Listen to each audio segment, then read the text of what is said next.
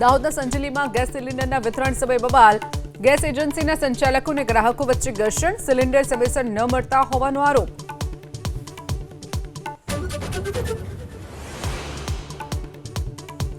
જોધપુરથી બેંગલુરુ જતી ખાનગી વોલ્વો બસમાં ગાંજાની હેરાફેરીનો પર્દાફાશ। સુરત વલથાણ ગામ પાસે તપાસ કરતા ઝડપાયો 4 લાખથી વધુની કિંમતનો ગાંજો, આરોપીની ધરપકડ।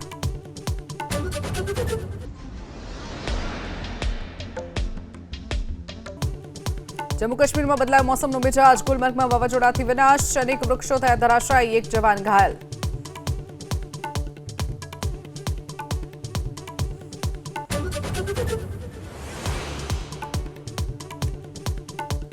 यूपीના સહરાનપુરમાં ખોલ નદીમાં પૂર, પાણીના પ્રવાહમાં તણાયા વાહનો, 2 મહિલાના મોતની માહિતી।